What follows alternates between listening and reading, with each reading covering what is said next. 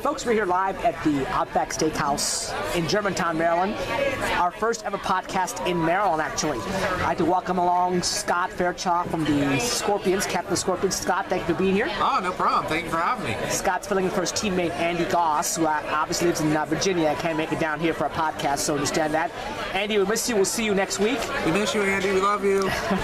And Scott is, again, you can probably see it later on in a segment we have in with Scott over the Rockwell Sportsplex. He's wearing the new Scorpions Hockeytron shirt that he got. Full sleeve shirt with the logo.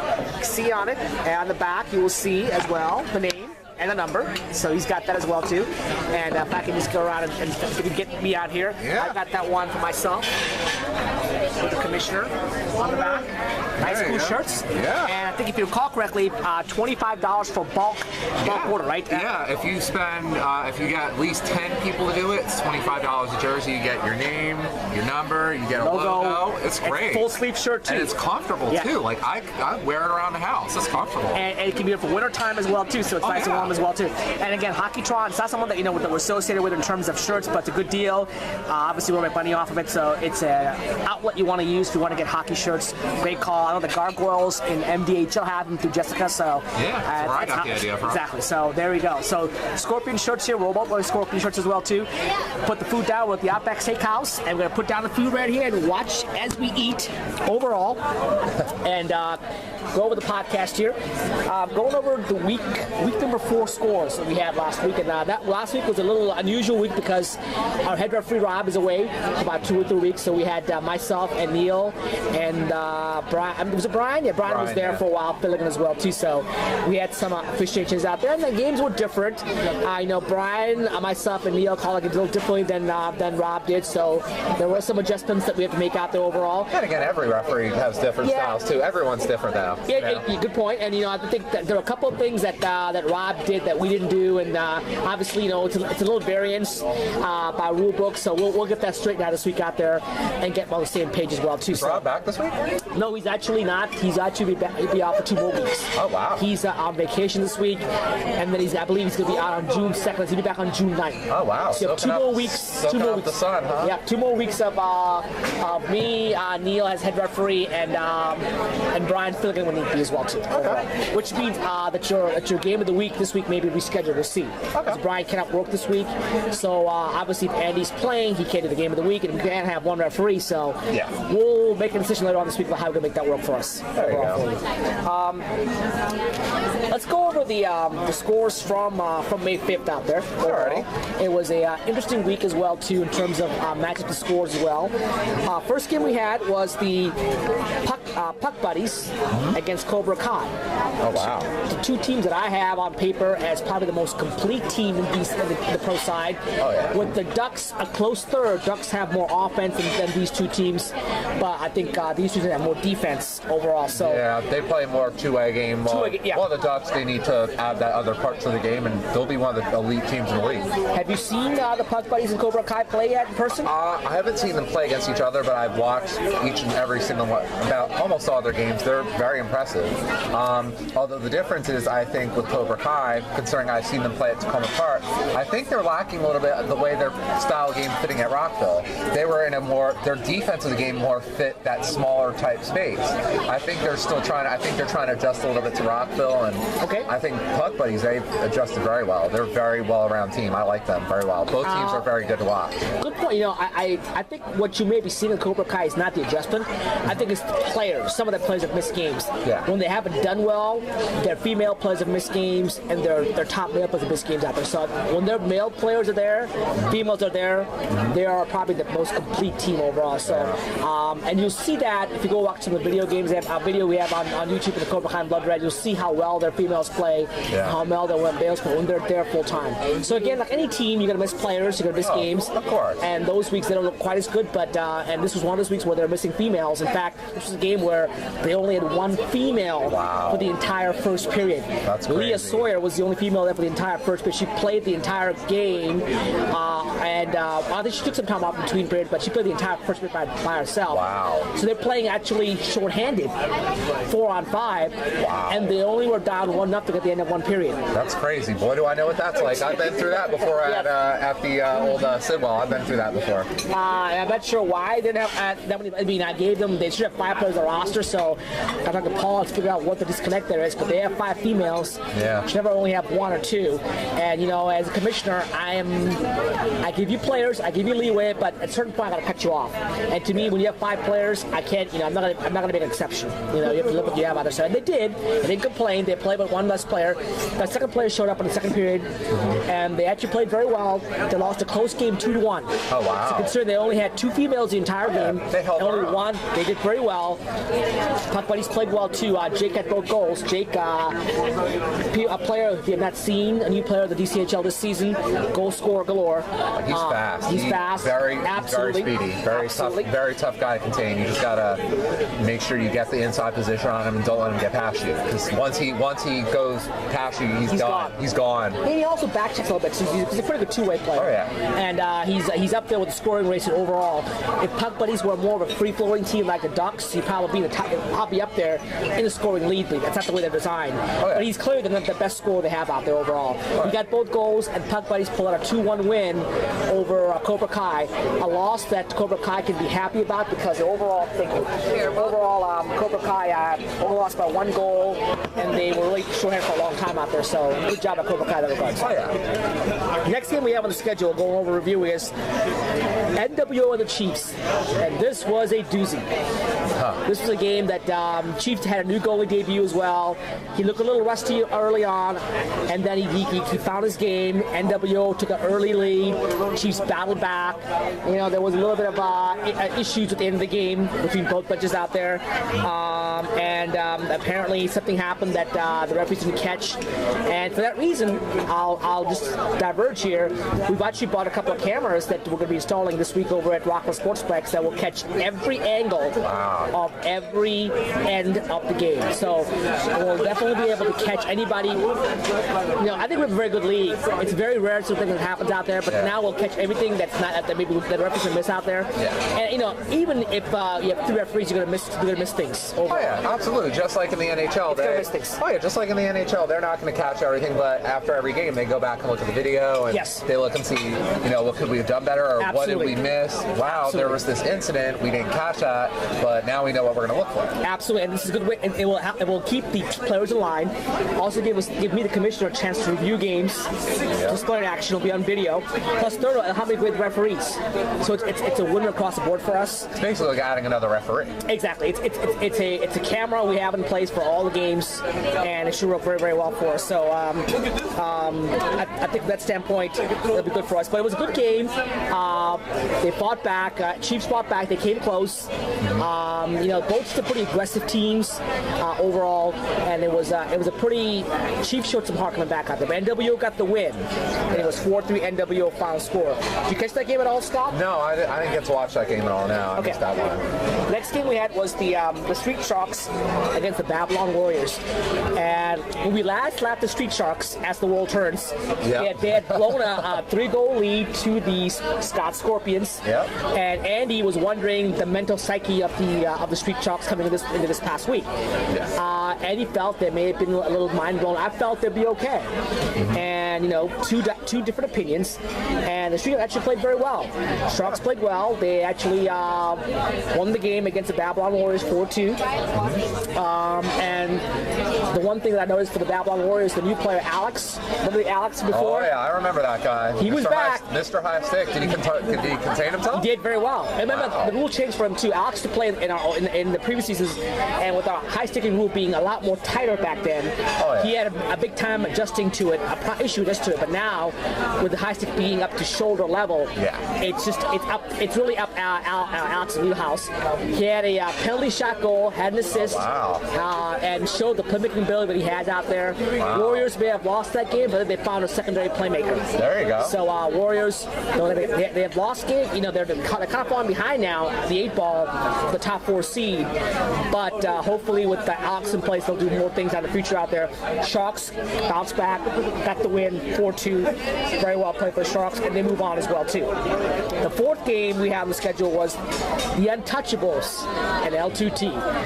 And about this game out, this is where Vegas Suds, who's not here by the way. Yeah, he's not here. Yeah, he's actually totally not here. He's where is he actually? Where was he? Could he be out in Vegas right now? No, I remember. Vegas Suds not in Vegas? No, I think he took a plane out of DC last night after the Capitol series is over. Yeah. He flew out of DC. He wanted to get away from that disaster. As I wanted to get out of there last night. And yes, folks, I was at that disaster last night. That was not pretty. And we'll go over that shortly as well too. But Vegas is on a 6-month sabbatical. He will not be back until the hockey season starts again in October. So he's gone for 6 months. But Vegas Suds had pretty much guaranteed the Untouchables would lose to L2T. Yeah. That was one of his 2 guarantees, or one of his 2 bold picks, you want to call it. There's never a guarantee in life, but he made some bold picks. One was the L2T beating the Untouchables who couldn't score goals. Well, what do you know? 6 goals for the Untouchables last week. Yeah. They scored the most goals of any teams that we had play last week out there. And talk about the Untouchables, Scott. You know, your assistant captain, Jay, is not taking the Untouchables out there. Yeah. What do you see that team? He's doing a good job. I think he's doing a very good job with that team. I mean, obviously, when we played them the first time, I mean, I think we definitely took it from that game. But I think since that game, they're starting to gel a little bit more. They are. Oh yeah, they're gelling. They're getting scoring. Fabian playing really good. Yes, he is. Oh yeah, Jay always is at the top of his game. He's always a great defensive player, and he can score too. So, and you know, if they can get more of those guys who I've heard to show up, they're gonna be tough to beat. Absolutely, they're missing. I mean, I've been talking this guy for a while now. His name is Greg D. Domenico, he plays over at MDHL. Unfortunately, he won't be able to play this season. He'll be back next season. But that was a big loss for them, scoring-wise. Yeah. But I'll tell you what, I'll give Jay's team a lot of credit, because when you have an expansion team, a free agent team out there, it's tough to be compared off the bat. It is. It takes a while. But they built the right way. They built with goaltending and defense first. They weren't worried about scoring. They wanted to say, let's play defense. Let's build position out there. If you watch the Untouchables play, they play great positional defense. Yeah. They know where to go. They know how to go from where they are. They have good instincts. And they got 6 goals because they knew what to do that. And they have a good leader, because that's the one thing I definitely miss about having Jay around. Having Jay is his leadership.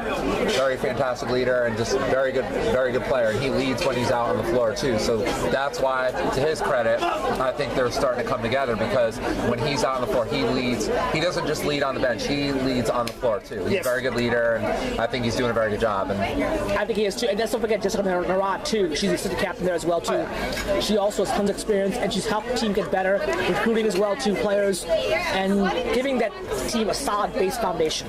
You know, they don't have tons of goal scorers, but they're going to grind. They're going to be the Rangers of the DCHL. They're going to grind. They're going to play hard. They're going to counterattack, use their speed, and score goals. And they clearly made Vegas Suds eat his words, because they easily beat L2T 6-2. So congratulations to the Untouchables.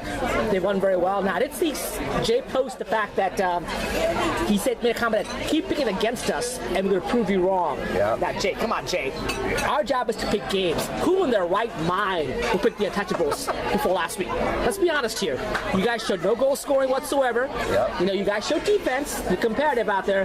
But that pick was a logical pick. That's when you would take a stand. I took a stand there. And if you need that motivation to help your team out, go for it. I love that. More power to you out there. Sometimes you need bulletin material to get you I'm going. still not sold if the Untouchables are a top 4 team and score enough goals, but they'll be competitive. I'll give Jay that much as well, too. Oh, yeah, absolutely. Very good. So thank you for making Vegas up eat his words, which he does very rarely, but in this case he has to. Oh, yeah. Next game was game number 5. Our first ever history of the makings. We had apparently a scheduling snafu communication because the captain of one team did not look at the updated schedule, kept the old schedule, and had the game time wrong. And unfortunately, that resulted in a forfeit in favor of the Ducks. I was there for that. Yeah, the Ducks got to scrimmage a little bit with the players who were there, and unfortunately, sad to say, we try to avoid forfeits at all costs, but there's no choice in this matter. The Ducks won by a forfeit over the State Guys. Yeah, that's gonna be very costly later in the season. When it could be. It could be. Very well could be. They're gonna have to, from here on in, they're gonna have to start winning games, and because if they don't, then that scheduling conflict is gonna come back to bite them. So they gotta come out and win their next couple games. Now, one thing I will say is the fact that we changed the schedule at the first week of the season, but it was not to everybody, all players, all co-captains, and all the stat sheets have been updated out there. So if you saved the old schedule and didn't read my emails, I can't change that, unfortunately. So, but again, I'm not, it happens sometimes. Hopefully, it won't happen again. Yeah. Moving forward in the future out there. Game number 6, a game that again made history. Yeah. Buckmasters and Blood Red.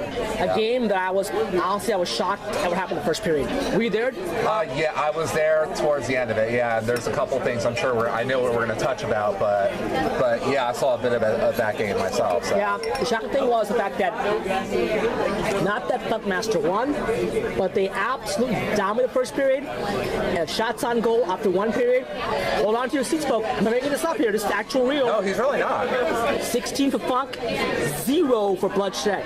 With guys on Blood Red getting 0 shots first period, I know that the team was embarrassed about that. They weren't very happy about that. That was just absolutely stunning. Yeah, that's stunning. For Blood Red to not get a shot on goal, that's shocking. I'm shocked. And Funk played real well. They won 5-2. I think Blood Red only had 10 shots in the game overall, and they had their big players there. So it wasn't the fact they were missing players. No, they had all their big guns there. Yeah. And I know that Blood Red is kind of a turmoil right now, so I'm not going to get too involved with that. No. We'll stay away. Yeah. We'll give them time to figure out what's going on. But one thing I was told by a player on that team, and I agree with that as well too. One thing Blood Red hasn't done very well. I feel like they'll do well at this new place. It's bigger. Yeah. But Blood Red players are ball chasers. Mm-hmm. They're not positional players. No. And you can tell because every time the ball's in play, 3 guys will go to the ball. Yeah. And it will leave 5 guys open. Yeah. So Blood Red has to learn how to play positional hockey. And that's interesting because if I remember right, there's a famous quote by either Wayne Gretzky or his father about saying, "Don't chase the puck. The puck is going to come to you." Mm-hmm. So I think they need to take that advice and just let it come to them because Blood Red in the past, the mistakes would come and they would take it and go down and score. Absolutely. They need to take that advice and take that to heart. Well, it's easier when you play in a smaller venue like Tacoma Park or Sidwell or St. Albans, where if you're more talented, the ball will come to you, will find you, and you turn around. Yeah. At Rockville, that's not the case. It's a bigger rink. The ball will not come to you. You got to play positional. An NHL rink, just about. Exactly. If you get out of position and the person you're supposed to be guarding is wide open, that person's got speed. They'll get a breakaway. Absolutely. And Blood Red continually was out of position.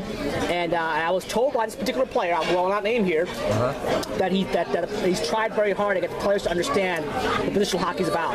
And he's right. Yeah. It's not about the talent. If you play positional hockey very well, like the Untouchables do, you will do well. That's exactly. You will do very, very well. And another famous quote, if I remember right, Herb Brooks once said, "You can't win on talent alone." Absolutely. You can't. You can have all the talent you want in the world, but you also have to have the intangibles. You have to play the game the right way. And people think I'm trying to bash the Capitals here. No, but you're right though. The Capitals have won this team in the AHL. See the Capitals, see the Ducks, even the Penguins. Penguins. The Penguins thought they could win on talent alone.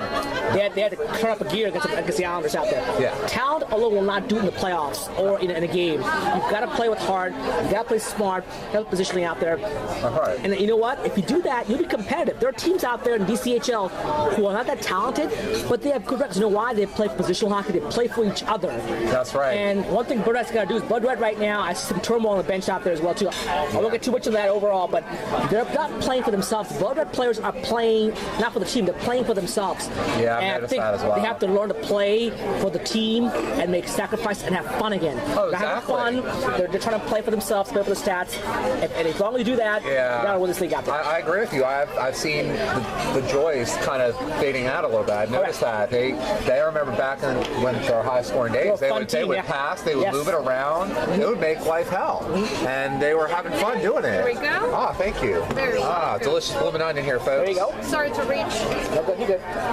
Thank you. Also with the soup. I am. Thank you. Thank you very much. Enjoy. Thank you. Very welcome. So, unfortunately for Blood Red, it was not a game that they're proud of, and I know they were very upset about that. But, I'm not going to give up that team. That team has got too much talent out there. Yeah, they have a lot of The team's got to learn how to play 5-on-5 in a bigger space, positionally. And they have players in that team who have good resources to use. If you listen to those players, they'll do well. If you start playing for the team, as opposed to yourself, I think you'll do well and have fun again. That's so, right. I'm not saying Blood Red's going to come back and win the cup. No. I'm already on record saying they will not win the cup. Yeah. But I think they'll maybe bounce back as well too. But right now, they are way behind the 8 ball in making the DCHL Cup playoffs. They just need to figure things out together as a group and get together. Get better. Yeah. Yeah, exactly. Get better, make a run. They can. Yeah, they can do that. They have the talent to do it. I don't see why they couldn't. They just got to. Number 7, a game that I'm sure Scott doesn't want to talk about. No, I'd rather not, but I will, though. The 5-minute major against Scorpions. 5-minute. This was a game that had a little background here because, 5-minute major had a player that Scott had at one point, Paul Lucci, and Paul went to 5-minute major, changed his scenery out there, and I'm sure there was a little bit of gamesmanship involved on both sides. Oh, yeah. Trying to get the win out there. Oh, absolutely. And it was a game that, how can I put this? It was total domination. They basically took us out behind the woodshed and gave us an ass whipping, pretty much. Yep, and again, this is another game where, for the first time, we talk about a team that getting a shot on goal. Happened again this game, second period. Again, I was the scorekeeper. We had Sean Sampson and John Roms keeping scores for us for that game, and they officially had 0 shots on goal for Scorpions second period out there. So another game that was a total domination from that standpoint. And I'll talk about the 5-minute major here. I'll ask you a question momentarily here. Yeah, sure. I think 5-minute major has improved. David has done a good job of getting more depth players. He's got talent now. They're a good two-way team. They are. They play good. They remind me a lot. You know what? They remind me a lot of New York Rangers right now. Yeah, that's what. They're just like the Rangers, and it's not a knock on them. No, it's with their scoring. They just like the Rangers. Counterattack. They're just like the Rangers with their scoring. Not too much scoring. Right. But sure, they can play defense. And they wait for a mistake. They wait for a mistake. They do. You make a mistake, they'll turn on you. And that's what the Rangers have done. So they're playing a New York Rangers type style team, and just unfortunately we play the role of the Caps, and we played into their hands. And that's exactly. and to their credit, they earned that win. They deserve that win. They play very good. They play very smart positional hockey. They wait for mistakes. Very good goaltending. You know what? I'll make one comment and ask you questions. Okay. Yeah. One comment on that game. I thought that Scorpions were a little too aggressive, and they would. And I refereed the game actually. I thought they didn't play a system out there, and they were trying to push the ball, and they were out of position, just like Blood Red was. Yeah, a little bit. And 5-minute major counterattack, and basically counterattack overall. Yeah. My question to you, Scott, is overall in terms of a system. I have 2 questions. First, system. Okay. What type of system do you guys play at Scorpions? Okay. We're gonna basically what we're gonna play is we're gonna attack every zone. We're going to attack defensively. We're gonna attack offensively. We just need to basically get the defensive part down because we have to create opportunities off the defense. We need to back check a little bit better. I notice also with our system, chemistry needs to be a little bit better in it. We just have to, and also we need to pass more, and we need to move the ball around more. We didn't do that enough. We didn't do what was making us successful a couple weeks before. So are you a forechecking team? Are you a passing team? What kind of team are you? Forechecking. We're more like a forechecking team, and obviously we're going to pass. What we're trying trying to do is we're trying to do kind of almost everything the right way. I'm trying to teach my players to be in the right position, make sure you're being aggressive, but also the mistakes have to come. We have to take advantage of them as well. Got it. There's two things I see in that game. Is the fact that the Scorpions, if you're forechecking some of your back end, your defensive players, neutral zone wise, they're losing responsibility. Yeah. So they're when you force, you have to cover responsibilities, and that's an issue I think you guys got burned on. Plus, you guys don't have the freeness of players back on the blue line, so you're gonna force you got to compensate in the third guy back because you guys are getting burned. And that was something we were working on after the first two games. Was our wingers were playing too high when the wingers need to play a little bit lower. And obviously the center has the center's probably the center's big responsibility is you have to come back and back check. I mean everybody does, but the center primarily is responsible defensively. But yeah, exactly. Yeah, we left we just left it all out there. Now, little observation, and my job is to ask tough questions. So of course, don't take it personally. No, it's not knocking any individual in general out there. Yeah. I talked about this on Facebook earlier, guys. If you go to our Facebook page as well too, adversity. Adversity happens in life. It happens in sports. Things will go wrong. There'll be bad calls. There'll be judgment calls not going your way. There'll be bad bounces. There'll be injuries. There'll be mistakes made. And good teams fight through adversity. Adversity it's inevitable. It's going to happen every game. Just like with the Caps last night, they didn't fight through adversity. And and in my opinion, I could be wrong on this. The Scorpions are not very good at handling adversity. When things go wrong, the Scorpions, I'm not going to name players. A couple players tend to start blaming the officiating or start making questioning 50-50 calls, or start making excuses, starting negative on the bench, and that negative becomes almost a cancer on the bench overall. Yeah, it leads to a victim mentality overall. I am questioning whether the Scorpions can overcome adversity. They overcame adversity once this season when they battled back the Title Street Sharks. But the last two seasons, I've seen issues with Scorpions handling adversity. Am I right? Am I wrong? And if I'm wrong, tell me why I'm wrong, Scott. No, I agree on some of what you're saying. No, I've seen it myself. I've something I've been trying to work on with the team, trying to change it. And I agree. It's something that's something we need to work on. And I can sit back and say, my team's not perfect. We have to change things. No team is perfect. Absolutely. There's always something a team can do better. And that's something we need to do better. And I agree. We have to be better with adversity. I have to agree with that. So what do you do? I mean, and again, every game, something will go wrong. You fall behind, you have a bad play or a bad break, and the negativity starts creeping in your mind. What do you do as a captain or assistant captain to tell the players, hey, focus on the game? Well, what do you do? How do you approach it, Scott? Sometimes you have one thing. Once in a while, I do is I'll call a timeout. Okay. That's one thing. But definitely depends on where the point of the game is. Sometimes you have to call a timeout and just say, hey, we gotta sit back. We gotta relax. This is what we need to do. We need to settle down because especially when things are getting negative. And actually during that game, I said something. I heard about it. Yes. And I said something. I said, if you look at what happened in the other game, that can't happen to us. I said that's not okay. That's unacceptable, and I don't want that on this team. That's not okay with me. We can't be negative. We have to be positive. Good things will come when you're positive. They're not when it's going to be negative, and you're going to have a negative mentality. It's going to be negative. So, absolutely. And that's something I'm preaching to my team, trying to get. That's something I want them to buy into. And when you buy into that, good things are going to happen. And I don't want to, I'm not trying to promote a team over here, but the one team that I'm as commissioner, I'm a big fan of is the Ducks. Ducks, there have been times when they've gotten calls that didn't go their way. They've lost games badly. I have never got one complaint or one email. Ducks say that we lost the game. It's a game. We lost it. We'll come back next week. We'll go to happy hour. Somehow, some way, I think you have players in your team that are so competitive that they make it life or death.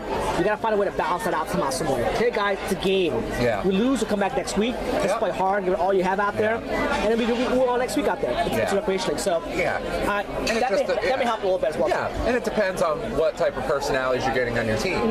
You have to just be able to, you just have to keep saying it and saying it until it sinks in. Absolutely. So, and that's something I'm trying to do. So. No, good point. I mean, again, I think it's one thing I noticed out there. So maybe that'll help you guys out improve next season as well too. Overall. Yeah, and it'll definitely help.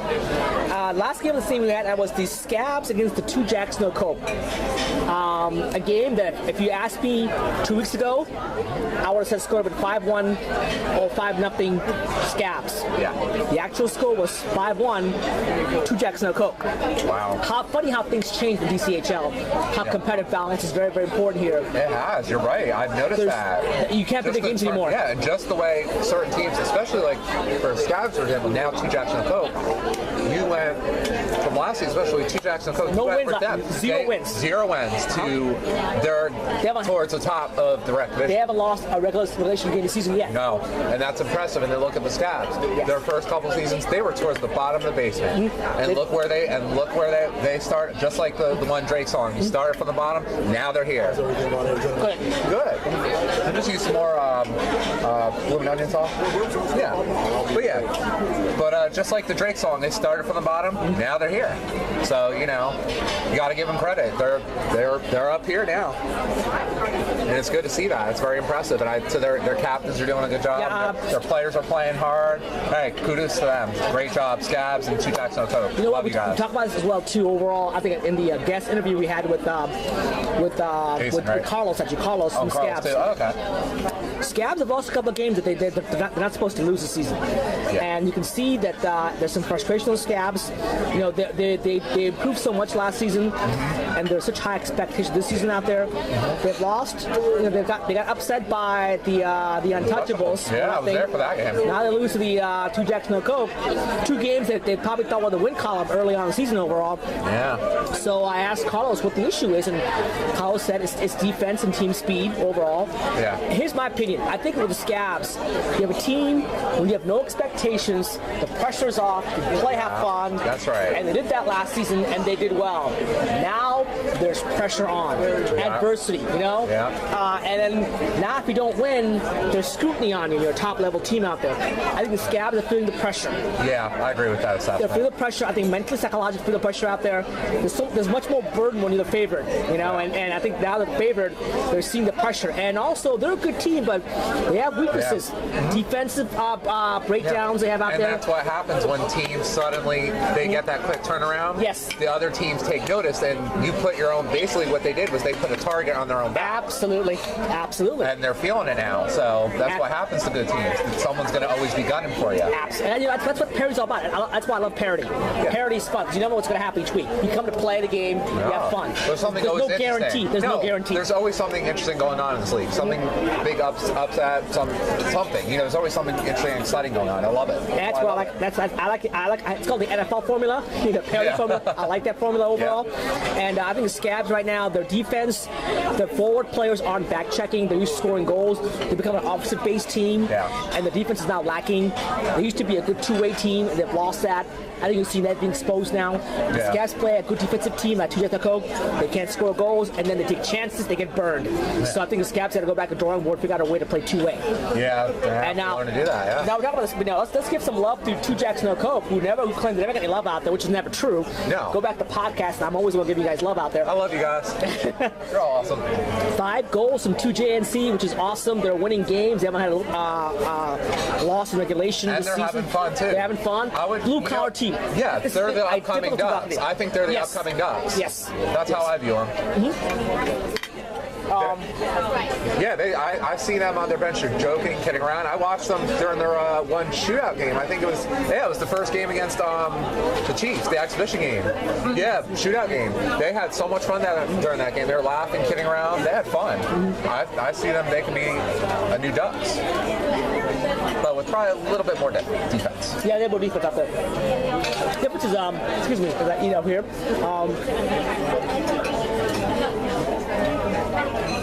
They found offense. They are the ideal blue-collar team. They forecheck. They create chances. They score on the power play. And they don't have great scorers, but they play such great defense. And they have Sean Beck in goal now for them, which is a big change. Yeah. He's a very good goalie. And not playing forward, he's scoring goals now. So they are, to me, if you talk about one team that rolls 4 lines, it's the Jacks. Oh yeah, and female Love that. and one of the Lucy, best. Yeah, Lucy, phenomenal. and Michelle as well too, and Kelly as well too. So Phenomenal. that team is in second place, believe it or not. So Yeah, I'm excited to play them in a few weeks. I'm looking forward to playing them. they know where to give you at it. So how things turn around. 5-minute major in first place. 2 Jacks, no Cook in second place. Would you ever guess that before the season started? I wouldn't have. No, I thought the wouldn't Scabs, have. Street Trump, those teams, but they're not there yet. So No, not yet. And my team, we need to get there too. So got some work to do. Every team though has some work to do. You know. well, there you go. A great, and again, balanced scoring. Scabs, I'm sorry, 2 Jacks, no Coke had goal from 5 different players. Lucy, Frank, Mick, Jake, and Tim. So balanced scoring in general overall. Good game for the 2 Jacks, no Coke. They are now in second place. And those are the results from week 4. We'll be back at about 2-2 with our week 5 preview with Scott. I have a new segment here as well too, and we'll be back very shortly with that. And between now and then, though, I did videotape a guest segment at the Rockland Sportsplex this past Sunday with Scott, Jason from 2 Jacks No Coke, and also Carlos from Scabs. And you'll see that video right now before we come back. We'll see you in a bit. Take a little break here. There you go. We're looking live here at the Shark Tank at Rockville Sportsplex as we are here on Mother's Day waiting to play the Mother's Day tournament. It's called Don't Throw Mama from the Train. It's our special Mother's Day edition of floor hockey here at the Rockville Sportsplex. Today I'm here by myself doing a special segment here with 2 players who are here early before our tournament starts. Scott Fairchild and also Jason Sticka from 2 Jacks No Coke. As you come in and say hi to both Scott and Jason. Scott puts one in there. Can Ovi do that tonight? Oh, he only has it twice. Only twice playoff, right? You know, he's got 4 points in 5 games. He's not a hard trophy in my mind. What do you think about that, Scott?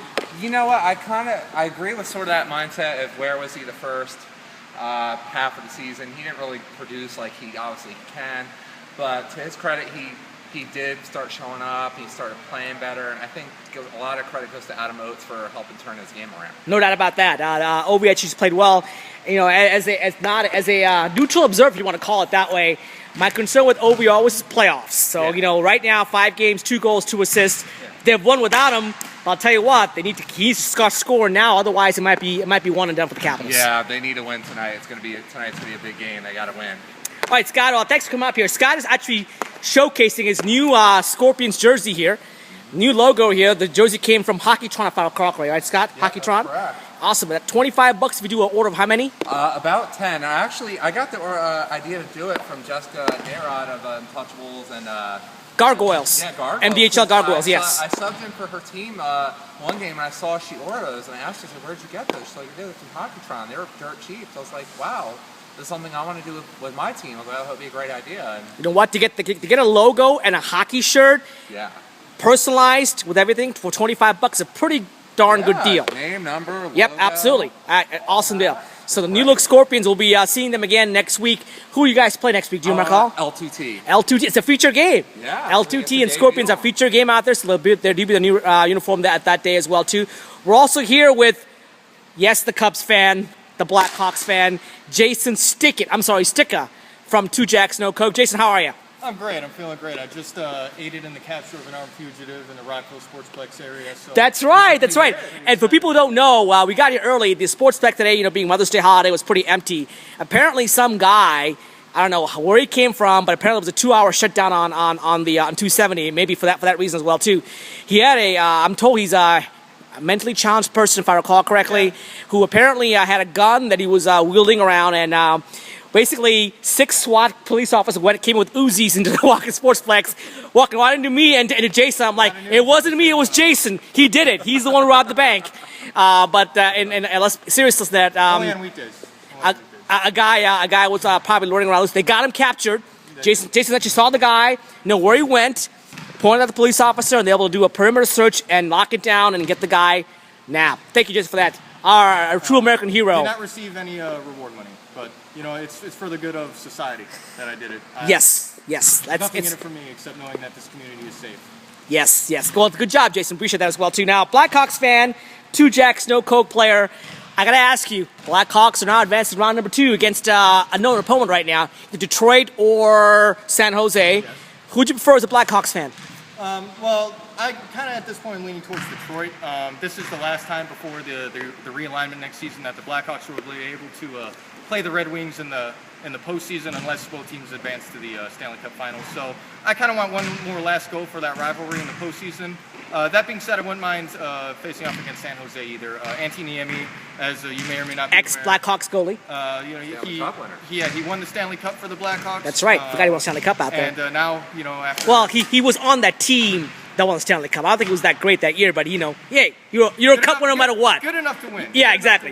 Exactly. He's playing great for San Jose, so I wouldn't mind seeing a matchup against his backup at the time, Corey Crawford, who's now our starter in goal, and him. So awesome. Either opponent we face, I'm confident we'll crush him because nothing's going to stand in our way and another Stanley Cup championship. Right, AHL playoffs in full swing right now, so I was talking about the playoffs. Also, Jason's a big Cubs fan. That's one thing he and I share in common. We're a big Cubs fan, and Jason was able to get tickets for me and for Tracy from the Ducks. We went out to the Cubs game on Friday. It was a great day. We had, Jason wasn't there, but Tracy and I had a couple of drinks early on at the bullpen.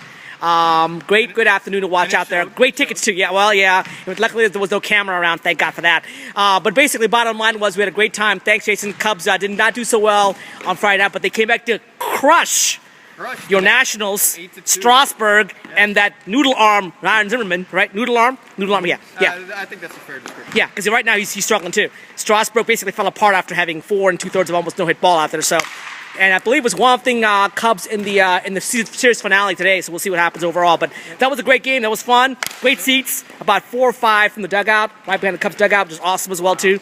So go Cubs. Go Cubs. And Sean Kemp of the Chicago Cubs, if you're watching, you still need to sound the bass. Well, you know what? On the Nationals radio today, they were talking about how Sean Kemp is a local guy. He's got a lot of friends here as well too, and he's pitching in all 3 games. So they made a big mention about Sean Kemp, and Sean, you owe Jason an autograph. He was able to get down to the dugout to get the autograph that you promised him, but FYI, you owe Jason an autograph as well too. So hey, no hard feelings. No, exactly. Yeah, Cubs got no hard feelings out there. Jason, also, as we transition back to your team, DCHL team, the 2 Jacks No Coke, who are probably the surprise of the rec division right now, does not have a regulation loss so far yet, if I recall correctly. Currently in second place. Team that struggled to score goals now with Sean Sampson and Nets finding ways to score goals. Got a couple of new players who are also creating as well too. What turned it around? A couple things. Mick was our goalie last season. He did well, but the addition of Sean in goal stabilized the back end for you. Yes. The goal for us. We also got a couple great females in addition to Lucy and Michelle. We already had. We got Michelle. We have Rosa. And they've just been playing. Been playing great. You guys have been scoring goals enough to win. And you know what? The one thing I noticed, you guys have carried your defense across. You guys are playing great defense, great goaltending. It starts, with an expansion team, it starts with defense and goaltending. You guys have that. So great job in that regards. Ari, a new player, looking pretty good as well, too, if I recall correctly. Other guys scoring goals. Mick is scoring goals for you. The only guy who's not scoring goals is you. Right. I am taking roughing penalties, though. Yeah, you're the goon. Yeah, you're the goon of that team, right? For defensive purposes. Yeah, exactly. All right, going back to Scorpions here. Coming off a tough loss last week, loss where you guys only had six shots on goal. Yeah. And, we'll talk about this on the podcast, as we see in the podcast overall, but I thought you guys just did not look comfortable. You guys did, I don't know what system you guys play as a captain, but you guys look lost. Yeah, I'm not sure what, again, was there a problem with maybe people not playing what was supposed to play? Because it looked like you were out of position a lot and they burned you a lot. I think just in general, we were just off our game as a whole. To their credit, I think what happened was with their team, to their credit, is we played into their hands. Absolutely. Their type of system is they are going to slow the game down. Mm-hmm. They don't play high-paced, up-tempo sort of game. They want to slow the game down as much as possible. And unfortunately, we just played into their hands, and to their credit, they're a very good team, very well positioned, and We just couldn't muster anything against them. You know what? They don't play the trap. It's not that. They have good offense too, but I think you're right. You guys are probably a little too aggressive, and they counterattacked you to death. Yeah, they waited for the mistakes. Yeah, exactly. And we gave it to them, unfortunately. So to their credit, they're a very good team, and I hope next time in the playoffs that won't happen. Now, what do you do now? You know, it's a demoralizing loss for Phil's standpoint because you guys can play well. But what do you do now to make any adjustments for next week? What do you guys have to do to get the team back on the ball, and what changes you have to make overall in terms of strategy to get the team back online with shots on goal? Because you guys scored 7 goals the previous week. Yeah, you guys can score goals. And we average definitely about 30 shots a game, so we're definitely better than that. I think what we're going to do is we're going to change. We've talked to the team. We're going to change up some lines a little bit. I'm going to start playing with Gordon a little bit, and I'm going to let the Speed Demon play with Tom a little bit. Speed Demon, Sean Moore. Yeah, Sean Moore. We're going to mix and match a little bit and try a couple different things and try to get the correct matchups which we want, especially on the power play, because our power play is lethal. It's deadly, and we just got to get a little bit better matchups too. You know what? I love seeing Sean here full time. Good speed guy. Gordon, obviously number 1 draft pick, as I call it, showing that he's a great player, up for the Rookie of the Year so far. So you guys have a scoring talent. I think it's just a combination of team commitment to team defense, commitment to a systematic defensive play. You guys remind me a little bit of the Capitals and the running gun style. You got to be more responsible, play team defense, come back and help out. And that's where I want to take what Adam Oates does, where he attacks every zone where you have to commit playing back. You can't just play offense. That's not going to work. Absolutely. It's not going to work. You have to play all facets of the game, and I don't want to be just run and gun, because we have done that in the past, and it doesn't work. It clearly doesn't. So you have to play both sides of the game. Absolutely. Now, one last question. You guys are currently, I believe, tied, and theoretically you're in 7th place right now. But you're tied for 6th or 5th overall. Mm-hmm. Do you think you guys can get sneak in the top 4 and get to the top 4 bracket, top 4 club, which is the DCHL Rec Cup playoffs? Absolutely. I don't see why we can't. I mean, we just have to work together as a team and, make those adjustments defensively and, obviously get some more shots, a lot more than last week. But I think we can. I don't see why we can't. We have the talent. We have the ability. I think we should be able to do it. Awesome. Well, thank you so much, Scott. I appreciate it. We'll see you next week here. Happy Mother's Day to you and your mom as well, too. Thank you very much. We'll see you next time. Thanks for having me. Take care. All right, we're also here with Carlos from the Scabs. Carlos here is waiting for his Mother's Day tournament out there. Carlos, the Scabs, one of the great stories in DCHL. Started out so poorly for a couple of seasons, turned around, did very well last season. This season, kind of an up and down year. What's been the up and what's been the down for you guys? What's been causing the ups and downs for you guys? Well, we didn't know our lines at first. We didn't have good chemistry with each other. We had a lot of rookies, so they really didn't know how to play. But for the past 2 seasons, they've pretty much, they've picked it up. We've picked up a few good free agents like Francois and Mike. I mean, and we got Owen. Don't forget Owen, yep. Yeah, Wearing the Messi jersey, skating back around here. He got a deadly slap shot, so we picked up pretty good players in the past couple seasons. My perspective on the Scabs is when you guys go against a good defensive team, you guys struggle. And you guys used to be a pretty good, hardworking blue-collar defense team out there. Is it a systematic thing, or you guys, now that you have all this offense, you thinking maybe too much offense? Are players not coming back and be responsible? What's going on there? We didn't have good defense until we got Mike. Okay. Mike's been playing defense really well. I've played some defense sometimes. Just that we struggle on defense. That's the thing. Is the bigger rink? I mean, is it what it is? It's rank. I mean, a lot of our guys get outran. They get breakaways. Too many breakaways. Maybe if we put too much pressure on our defenders, because a lot of females play defense, and they get outrun by a lot of these fast offensive guys. So maybe the next couple of games we put more pressure on our defense. And put more females on offense. I'll get run out too, but hey, put more speed on defense. That's what we definitely need. Last question, you guys are. I'm not sure. I think you guys are probably in the top 4 right now, maybe top 5. But we've lost our last 2 games. So do you think can you guys turn it around? I hope we better. Unless we're gonna make it to the playoffs, we gotta. Well, you got there's bottom tier playoffs and top tier playoff. Obviously, you guys are. DCHL Cup. Yeah, you want that DCHL Cup rec. You guys were there last season as well too. So, what's it gonna take to get to that playoff? What is it gonna take from you guys? Give me one particular strategy you guys to do to get that back to the top 4. Well, one big thing we need our players to come, because our last 2 losses we only had about 10 players. Only 2 lines when we normally have 3 lines. So your team would like to load 3 lines basically. Yeah. Okay. We roll rather 3 lines. We've only had about 1.5 lines past 2 games. Okay. But stamina. I mean, we're running like 30-second shifts out there in the first period, and so if we So you want any players to show Yeah. up and with depth, and you can wear teams down overall. yeah, definitely. That makes sense. Well, Carlos, thank you so much for being here. Good luck with the tournament today. And we'll see you next week when Scabs are in action again. Thank you so much. As Owen comes down here overall. Ranger guy overall. Of course, this is before the Caps Rangers game tonight. Caps and Rangers. Caps are overall. Caps basically are going to be 4:30 game time overall. So Caps looking to sweep. Looking to close out the Rangers tonight in MSG. Well, that's it, folks. We'll see you next week here at the Rockwell Sports Specs for regular season action. We'll take it back to the podcast and go from there. Thank you so much. Look at this nice blooming onions. That nice blooming onion. Oh, You know what?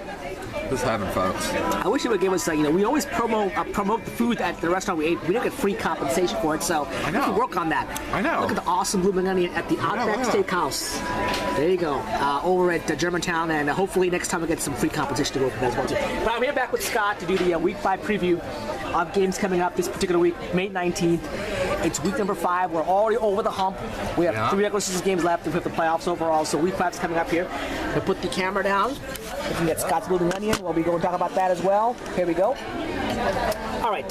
Let's see, what do we got here? We're going to do a new segment. Since Andy's not here, we're not going to do buy sell this week. We're going to save the buy sell for next week, and we're not going to make picks because I'll tell you, I was telling Scott earlier, when you make picks, you have to pick a winner and a loser. You have to promote a team.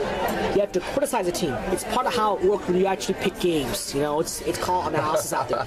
Unfortunately, some of the teams in DCHL think that they should all be picked, and they can't take informational, educational, fun criticism, in check. So this week we're doing something different here. So Scott's here. We're gonna have a game. We have all the games in front of me out there. We're not gonna pick the game. We're gonna look at each game and defend a team one way or the other. Okay, by random. So Scott, odd or even? I'll go even. Even means you get 5-minute major. Okay. 5-minute major against the Untouchables. Okay. What do you think 5-minute major needs to do to beat the Untouchables? I think they need to do what they did against us. Which is basically they need to slow the tempo down. They need to make the others, make them play into their hands, make them force mistakes, let them and take advantage of those mistakes. And as long as they do that, they're going to win the game. Plain and simple. If they do what they did against us, they'll win the game. Plain and simple. I have the Untouchables by default. Untouchables already a team that basically made a sense of bad last week overall. So is he gonna come back and pick the Untouchables here? The answer is no. I think 5-minute majors are a better team. They have more offense, and I think they play a good system. So does the Untouchables too. But I think these are 2 evenly matched teams. They play the same type of system. 5-minute major. If the players are there, they'll have the edge overall. The Untouchables, the goalie's out this week, so John Romps is filling in. Oh wow! Okay. Great fill as well too. I think 5-minute major still has the edge. I will pick them over the Untouchables. It'll be a close game. Yeah. But I think the 5-minute major will be the Untouchables. Yeah, I agree with that assessment. Okay. Odd or even again? I'll go odd this time. Scabs against the Babylon Warriors. Okay. You defend why Scabs will win this game. I think, quite honestly, their matchups for the Scabs in their favor. I think they, as we discussed earlier, I think they have more offensive weapons. I think this game with the matchup that it is, I think they're going to play more of a 2-way game. Their defense is going to show up, and I think they're going to come to play. I think they, as you said, those 2 losses they've had, I think they're going to take it personally, and they're going to come out and show Babylon Warriors why they're going to win the game. You know what? I'm with you this one. My team is the Babylon Warriors. I think with Alex there now, they're going to have more offense. They're going to be more balanced offense being out there. But they have Mike Signer, JP, and Alex will be a good scoring balance out there. But in this case, I don't think, I love the Babylon Warriors team in general, but I think the Scabs have too much offense here. Yeah. And I don't think Babylon's Warriors defense is spectacular. They're good, not spectacular. Yeah. So Todd's going to play on top of his head. But I think this is the right matchup for the Scabs. And I think also in net, I think there's some more advantage for the Scabs too as well. I think John and net, who's Todd. Todd's good goalie. Todd's a good goalie. I do think though, goaltending matchup wise, obviously back end goaltending is going to win many games. I just think also the Scabs have the advantage in that too as well. Yeah, I think I would pick against the Scabs against a good defensive team. Yeah. A real good defensive team. I don't think the Warriors are a great defensive team. They're adequate. Yeah. So I don't think they have enough offense. Yeah. So that's one thing the Scabs are going to win this game as well too. Okay, game number 3. A game that you will not pick because you're playing in it. Yeah. I'll pick this game. It's the Scorpions and L2T. We're scheduled to be a feature game, and which probably will not be a feature game unless I get somebody to tape it for us. We'll find out momentarily in the next couple of days. But it's a game that both teams need to win desperately. You know? L2T, to me, was disappointing last week. They had a previous week they played well against 2 Jacks Coke. Last week they seemed a little bit disarray. Their system wasn't there. They had a lot of breakdowns, a lot of breakaways. Their new goalie, Chris, still got to dry.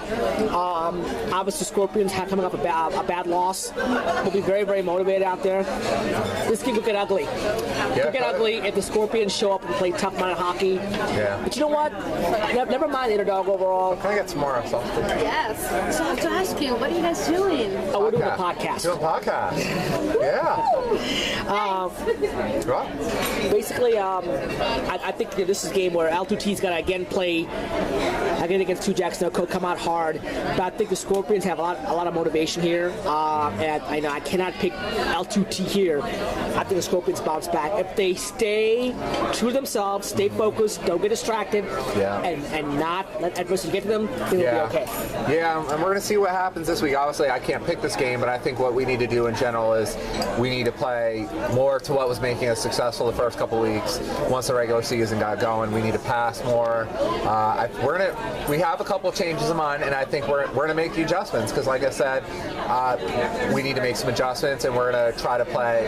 Again, we're trying to tweak our system and improve on it and keep it going and make it. I think we're going to do a lot better job this week, and as long as we play like we know how we can play, I think we'll do fine. I think you guys will do okay as well too. I expect you guys to win this week actually. Game number 4, interesting game on the schedule here. Odd or even? I'll stick with odd this time. Blood Red against NWO. You have Blood Red. Why will Blood Red offer their, let's put it this way, their mind-blowing, earth-shattering loss where the bench blew up? It wasn't very good to be on the bench of the Blood Red. How can they bounce back against a very tough-minded, blue-collar NWO team? I will say this: for a team when you've had something, especially what Blood Red last week with their game, something will piss you off and motivate you to want to do even better. The way I'm going to defend them is, considering I used to play for Blood Red for a little while, and I know most of them very well, very personally. Okay. I think some of them, they'll take it as a motivational to get angry and play a lot better. I hope they decided to look at themselves and just say, hey, you know what, we're going to play better this week. We're going to be positive. We're going to go out there and have a good game. And obviously, they have the talent to do it. I don't see why they can't win this game. So for you, it's more of a mental thing for Blood Red than physical or strategy? I think it's more mental. I think as long as they can get the mental aspect, I think they'll be good, and I think they can. I know there are players on their team, and it's there.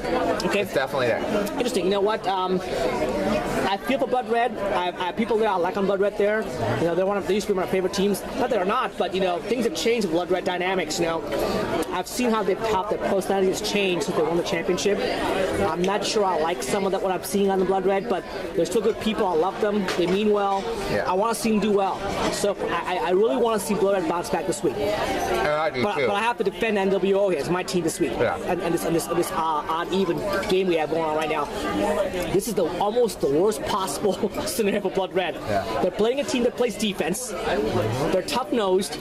They play positionally sound. They can counterattack. I can't pick Blood Red here. I think NWO wins the second game of the season, and Blood Red, unless they play positional hockey, will get exposed again for lack of playing position. Get exposed again for not playing a system that's responsible overall to chasing ball chasing as well too. Yeah. I think NWO wins this game. That's my personal. Now I hope I'm wrong for Blood Red's sake, but my job here is just to pick games and be honest about it. Exactly. And I think NWO has a better overall team right now, which was shocking because I never would have picked NWO 3 weeks ago, but now I think I have to in this case. So I'm on the opposite fence here. I'm going to go to NWO over Blood Red. Game number 5. A good game, actually. Matching the number 1 team in the league versus the number 2 team in the league right now in the standings. Okay. It's the Ducks against Puck Buddies. Okay. 2 undefeated teams facing on. Odd or even? I'm gonna go odd. Ducks. You have the Ducks. Okay, defend the Ducks on this one.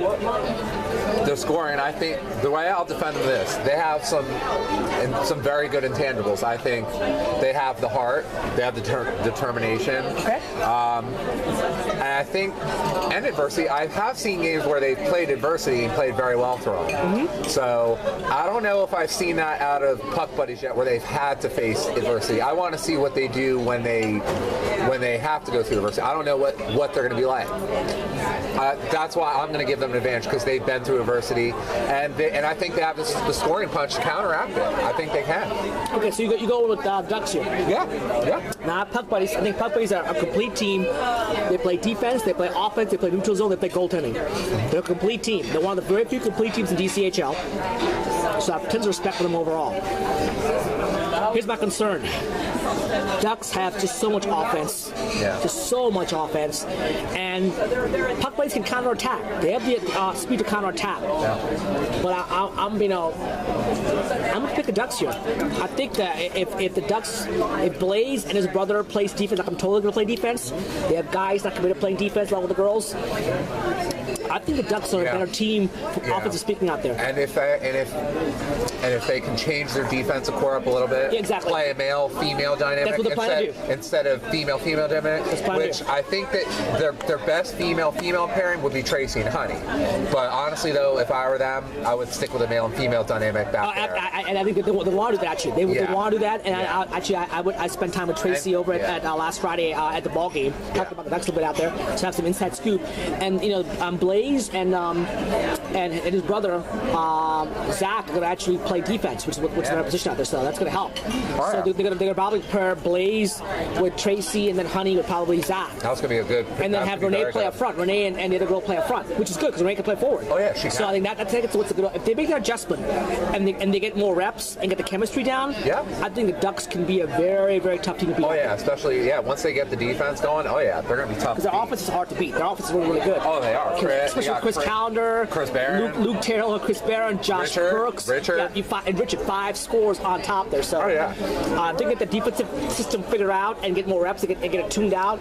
They could be the best team in the DCHL by far. They could. So that's a big turnaround for a few seasons ago. I'm going to go ahead and pick the Ducks as well too. Yeah. So there's my pick overall. Now, 3 more games to go.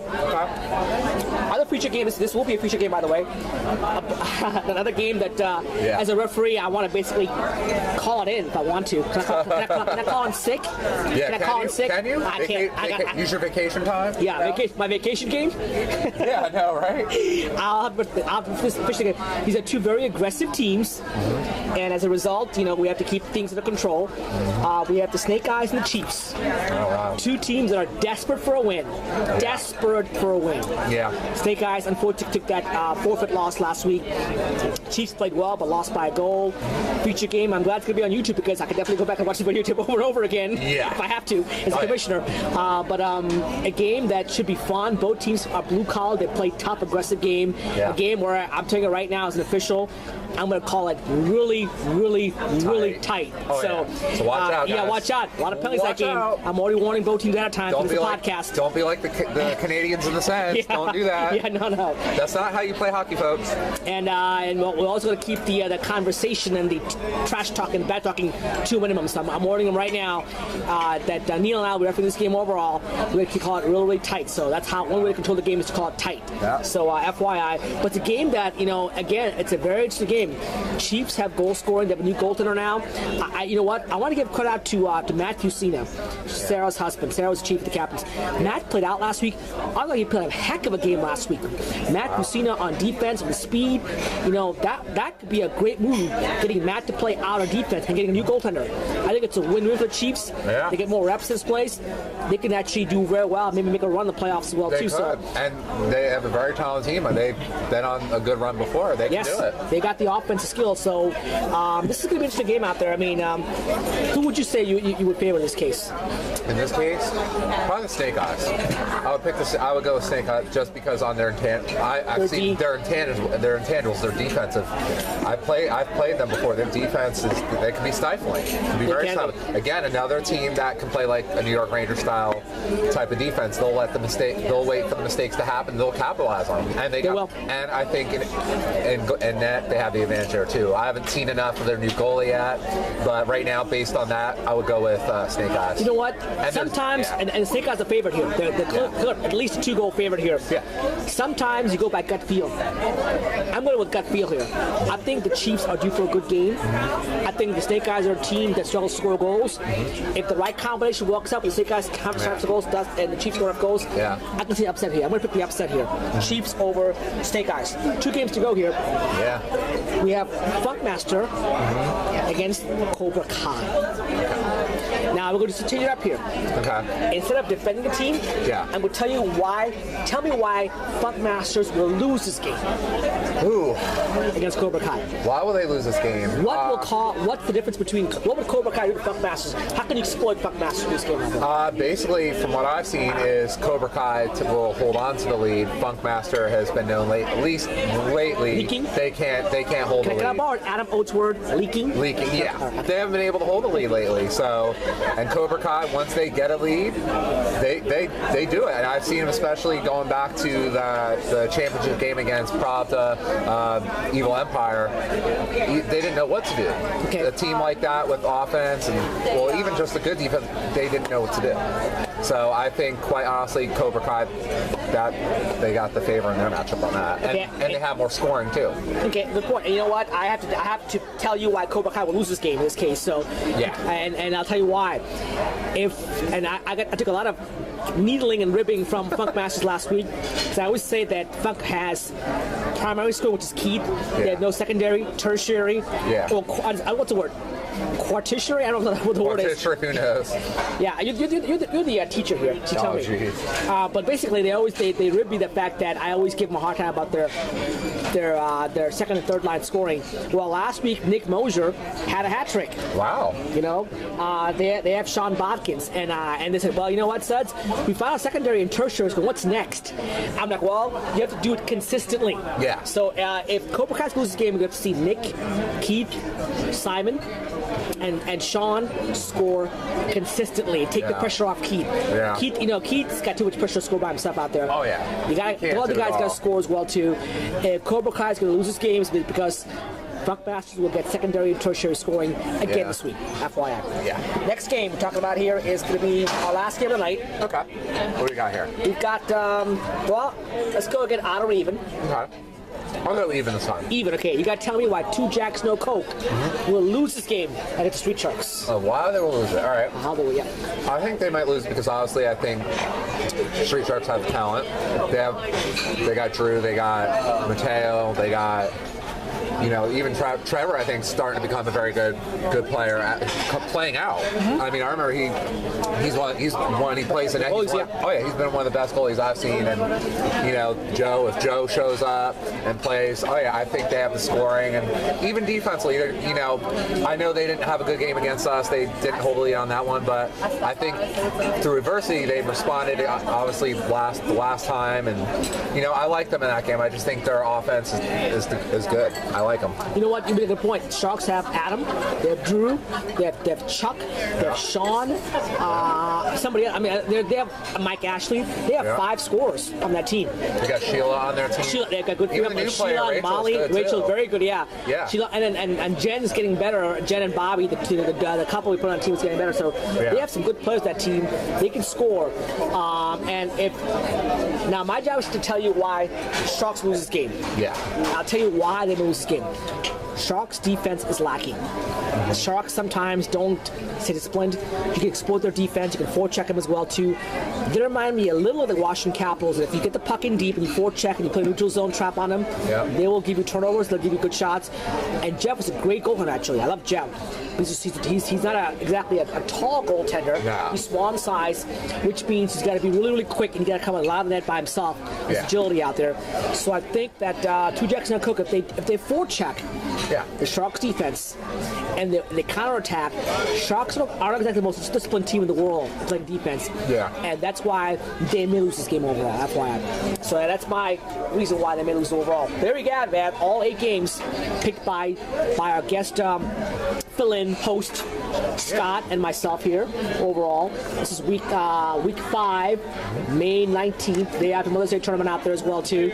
Should be. How was that tournament? It was a great tournament actually. We had a new team from Crystal City came in and they had to earn it. They were a number 3 seed after the preliminaries. Wow. They beat NWO in a shootout. Wow. And then they beat Funkmaster by 1 goal. Wow. So it was a great tournament.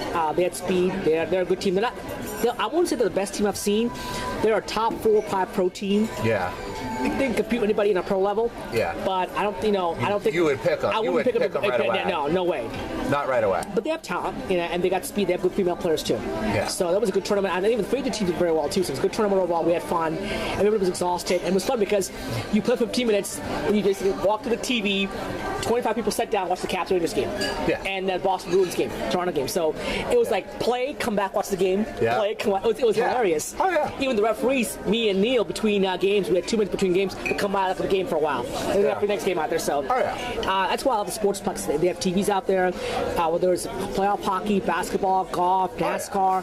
There's no reason to not skip games like at Sidwell, where a team. You only play for an hour, right? Yeah, it's only an hour. And all you basically do is you watch the game after your game is played. So that's why I love the Sportsplex. It's a great place to be. We're happy to be there as well too. There's plenty of things to do around here. Absolutely, Absolutely. You have food there as well too. You can sit down place to watch the game as well too. So I'm very happy with the Sportsplex overall.